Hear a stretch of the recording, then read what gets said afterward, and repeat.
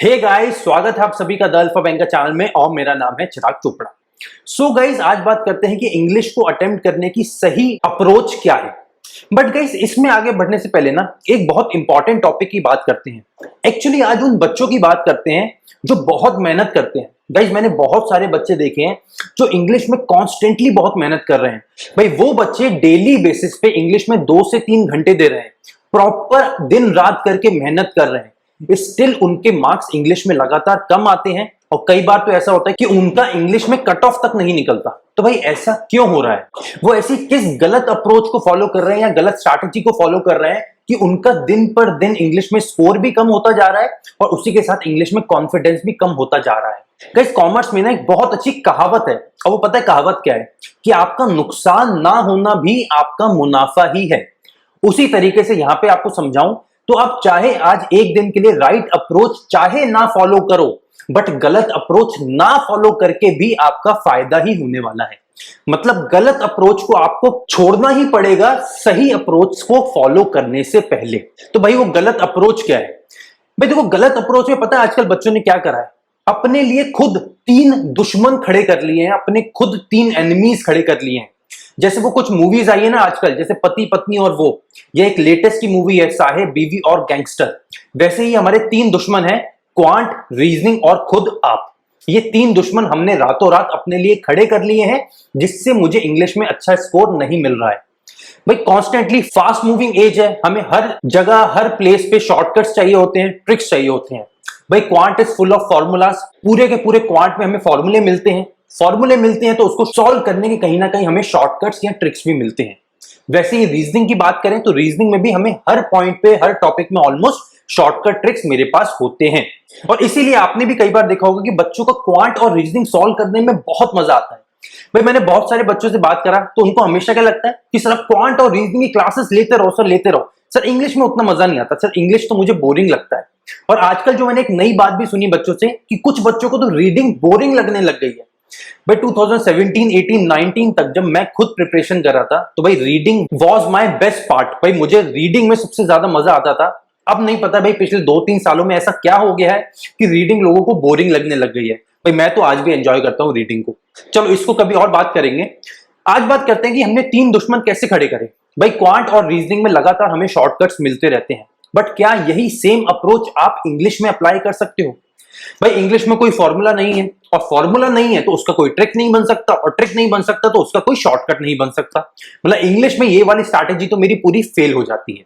और जैसे ही हुई हमारी स्ट्रैटेजी फेल, बच्चों को क्या लगता है कि भाई इंग्लिश अब उनसे अप्रोच नहीं कर सकते वो, कि भाई अब इंग्लिश हमसे ना हो पाएगा। और यही आपकी सबसे बड़ी गलती है। तो भाई, सबसे पहले तो आपको यह समझना पड़ेगा कि भाई क्वांट और रीजनिंग इंग्लिश से बिल्कुल अलग है, या इंग्लिश इन दोनों से बिल्कुल अलग है। अप्रोचेस भी अलग अलग हमें फॉलो करनी पड़ेंगी।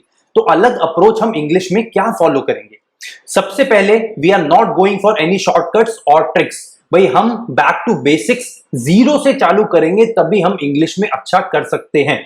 इंग्लिश को अच्छा करने के क्या क्या ऑप्शंस हैं हमारे पास? ये कुल 6 ऑप्शंस मैंने लिखे हैं और ये सारे के सारे ऑप्शंस देख के भी आपको समझ आ रहा होगा कि इंग्लिश अप्रोच करने का सही तरीका एक ही है, वो है रीडिंग मोर। अब भाई, मुझे पता है आप में से बहुत सारे बच्चे बच्चियां ऐसे होंगे जो ये बोलेंगे सर आपने भी रीडिंग बोल दिया, सर कितना बोरिंग होता है सर रीडिंग, ना कुछ समझ आता है ना इंग्लिश में अच्छे मार्क्स आ रहे हैं सर, कहां से हम रीडिंग करेंगे? मैं भी वही बोलूंगा, बच्चा बच्ची बिना रीडिंग के एग्जाम नहीं निकलने वाला है। सबसे बड़ी गलती जो आप लोग रीडिंग में कर रहे हो वो गलत चीज रीड कर रहे हो।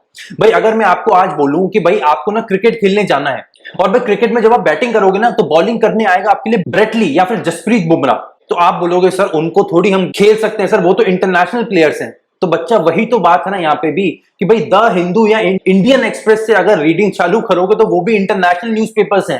भाई, यूपीएससी वाला बच्चा जो आज अपनी फाइनल लेग में है अपनी प्रिपरेशन के, वो बच्चे हिंदू और इंडियन एक्सप्रेस को फॉलो कर रहे हैं। तो आप क्यों पहले दिन से टॉपर बनना चाहते हो? भाई, टॉपर खुद पहले दिन टॉपर नहीं था तो हम कैसे बन जाएंगे पहले दिन से टॉपर? गलत मटेरियल फॉलो नहीं करना है, पहले दिन से रीडिंग करनी है, बट इजी चीजें पढ़नी है। जैसे कि मैंने यहां पर भी लिखा है, रीड इजी, और दूसरा पॉइंट है रीड मोर। डेली बेसिस पे रीडिंग को अपने हैबिट्स में लेके आओ। भाई, डेली बेसिस पे कोशिश करो 15 से 20 मिनट, ज्यादा नहीं, मिनिमम 15 से 20 मिनट, और कॉन्टिन्यूसली इस टाइम को बढ़ाते रहो। फिर 1 घंटे से लेकर 1.5 घंटे तक हमें जाना है, पर मिनिमम 15-20 मिनट डेली बेसिस पे हमें पढ़ाई करना चालू करना पड़ेगा। इजी से इजी चीज जो भी आप पढ़ सकते हो भाई, मैं तो ये बोलूंगा रेडिट पे इतने सारे ऑप्शंस हैं। रेडिट एक साइट है, REDDIT रेडिट, बहुत अच्छी साइट है, उस पे जाके पढ़ सकते हो। कोरा पे पढ़ सकते हो। देखो कोरा कुछ टाइम पहले तक तो बहुत अच्छा सोर्स था, बट आजकल बहुत वल्गर चीजें आने लग गई कोरा पे, तो कोरा मुझे तो खुद पसंद नहीं आता, मैंने तो अनस्टॉल कर दिया अपने खुद के फोन से।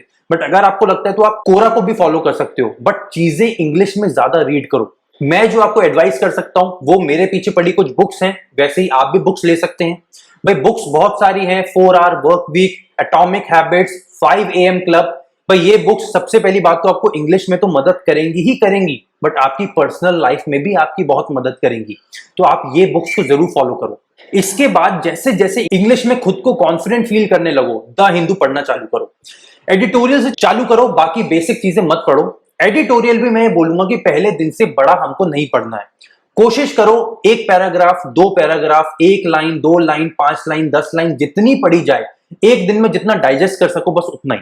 भाई मुझे पता है एडिटोरियल्स पढ़ने मुश्किल होते हैं, और पहले दिन से हम एडिटोरियल्स पढ़ के भयंकर तरीके से फ्रस्ट्रेटेड हो सकते हैं, बिकॉज एडिटोरियल में ना तो आपको वोकैबुलरी समझ आएगी, ना आपको सेंटेंस समझ आएंगे, और ना उसका मीनिंग समझ आएगा। तो बहुत ज्यादा फ्रस्ट्रेट हो जाओगे या स्ट्रेस में चले जाओगे अगर पहले दिन से रिलीजियसली द हिंदू फॉलो करोगे। तो नहीं फॉलो करो, सिंपल चीजें पढ़ो, धीरे धीरे करके द हिंदू को अपने हैबिट्स में लेके आओ, अपने रूटीन में लेके आओ। जब लेके आओगे तब भी पहले दिन से बेसिक चालू नहीं कर देना कि पहले दिन से ही आप सारे एडिटोरियल पढ़ रहे हो। पहले दिन से जो सबसे इजी एडिटोरियल लग रहा है वो उठाओ, और उसमें भी जितना पहले 2-4 दिन में पढ़ा जाता है बस उतना ही पढ़ो, उससे ज्यादा नहीं। तीसरा पॉइंट जो यहां लिखा है वो है increase your English intake. Daily basis पे अपना इंग्लिश का कंजप्शन बढ़ाओ। जैसे भाई अगर आप आज से 100 साल पहले इंडिया में बात करते तो भाई तब लोग संस्कृत में बात करते थे, तो उनका संस्कृत का इंटेक इतना ज्यादा था कि उनको हिंदी मुश्किल लगती थी। वहीं आज 100 साल बाद हमें हिंदी इजी लगती है, तो हो सकता है 100 साल बाद हम एक नई भाषा बोलने लग जाए, तब हो सकता है हमें वो इजी लगे और हिंदी मुश्किल लगे। वैसे ही जिस चीज को हम बार बार यूज करते हैं वो हमें ऑटोमेटिकली इजी लगने लग जाती है। वैसे ही आप अगर इंग्लिश का इंटेक डेली बेसिस पे बढ़ा देंगे तो इंग्लिश लैंग्वेज जो हमारा इंग्लिश सेक्शन है वो आप इजीली फॉलो कर पाएंगे। एक और बात जो इन पॉइंट्स में नहीं लिखी वो ये कि आप ग्रामर को गलत तरीके से फॉलो ना करें। भाई ये एग्जाम ग्रामर आपकी ज्यादा नहीं मांगता। मैं आपको बताता हूं भाई, मुझे आज तक खुद ग्रामर का एक भी रूल नहीं आता। भाई मुझे तो ये भी नहीं पता नाउन, प्रोनाउन, वर्ब, एडवर्ब में फर्क क्या होता है। तब भी मैंने अपने सारे के सारे एग्जाम्स पहले अटेम्प्ट में निकाले, और अगर मेरे जैसा एक डफर सारे एग्जाम पहली बार में निकाल सकता है तो आप जैसे इतने इंटेलिजेंट लोग तो बिल्कुल निकाल सकते हैं। सो गाइस खुद पे कॉन्फिडेंस रखें और ग्रामर पे ज्यादा टाइम वेस्ट ना करें। भाई ग्रामर ज्यादा से ज्यादा आपकी मुझे लगता है बस एरर डिटेक्शन में यूज होती है, और एरर डिटेक्शन तक की ग्रामर आप बेसिक अगर इंग्लिश को रीडिंग अच्छी कर लेंगे ना उसमें आपका वो भी काम हो जाएगा। फाइन। इसके साथ और क्या करेंगे भाई, इसके साथ आप डेली क्विजेस लगाएं। भाई डेली क्विजेस हमें कहां मिलेंगे? अड्डा 247, ग्रेड अप, टेक्स्ट बुक, ऐसे बहुत सारे और भी वेबसाइट्स हैं। इसी के साथ साथ जो आजकल बहुत अच्छा चल रहा है वो है टेलीग्राम चैनल्स। भाई बहुत सारे टेलीग्राम चैनल्स हैं जो डेली बेसिस पे आपको टारगेट पीडीएफ देते हैं। भाई डेली वो इंग्लिश, क्वांट और रीजनिंग के आपको पीडीएफ देंगे, आप डेली प्रैक्टिस करो और उसके नीचे आंसर्स होंगे। भाई अपने आंसर्स क्रॉस चेक कर लो। उन टेलीग्राम चैनल्स को भी फॉलो कर सकते हैं। इसके साथ आप सेक्शनल मॉक्स दो। भाई जब आप इंग्लिश में बेसिक कॉन्फिडेंट फील करने लग जाओ कि भाई हाँ अब मुझसे इंग्लिश बनने लग गया है या इंग्लिश होने लग गया है, तो डेली बेसिस पे, और डेली बेसिस मतलब हर दिन, स्ट्रिक्टली हर दिन सेक्शनल मॉक्स देने चालू करो। सेक्शनल मॉक्स फ्री वाले मॉक्स दे सकते हो, अलग अलग वेबसाइट पे आपको फ्री सेक्शनल मॉक्स मिल जाएंगे। इसी के साथ चाहो तो पेड सेक्शनल मॉक्स तो आपको पता ही है बहुत सारे मिल जाएंगे, वो भी बाय कर सकते हो। इन ऑल जब ये सारी प्रिपरेशन हो जाए, जब ये सारी चीजें कर लो, तो फाइनली हमें करनी है फुल मॉक टेस्ट की प्रिपरेशन। ये एक ऐसा रामबाण है कि इसके बिना आप इस लड़ाई को जीत नहीं सकते, और अगर फुल मॉक टेस्ट को आपने सही तरीके से सॉल्व कर लिया तो आप कोई भी लड़ाई हार नहीं सकते। मॉक टेस्ट जरूर फॉलो करो।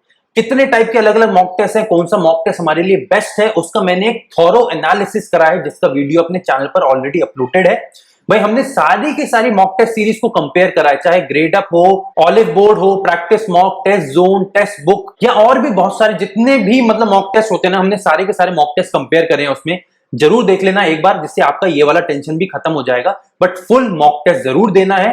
और उसी के साथ साथ जब मॉक टेस्ट दोगे तो सबसे ज्यादा इंपॉर्टेंट होता है मॉक टेस्ट का एनालिसिस।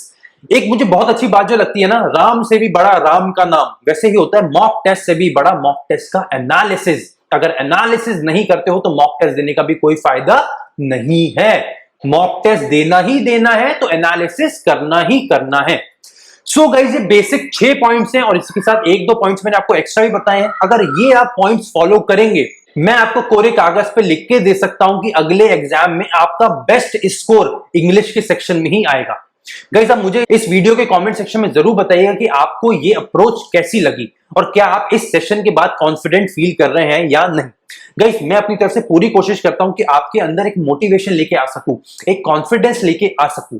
अगर वो कॉन्फिडेंस आया है तो ये सेशन जरूर अपने फ्रेंड्स के साथ शेयर करना, सारे के सारे लोगों को बताना कि भाई इंग्लिश एक्चुअली में अप्रोच करने का राइट अप्रोच क्या है। भाई लगातार अपनी प्रिपरेशन करते रहिए। हमने द अल्फा बैंकर पे टारगेट एसबीआई पीओ 2021 करके एक पूरा प्लेलिस्ट बना रखा है, उस प्लेलिस्ट को जरूर फॉलो करें। बिकॉज अगर इस बार का एसबीआई पीओ अप्रोच करने के लिए सीरियस हैं आप, तो भाई वो प्लेलिस्ट आपकी बहुत बहुत बहुत ज्यादा मदद करने वाली है, बिकॉज उसमें बहुत सारा एग्जाम ओरिएंटेड कंटेंट है। So guys, see you then, see you in the target SBI PO batch.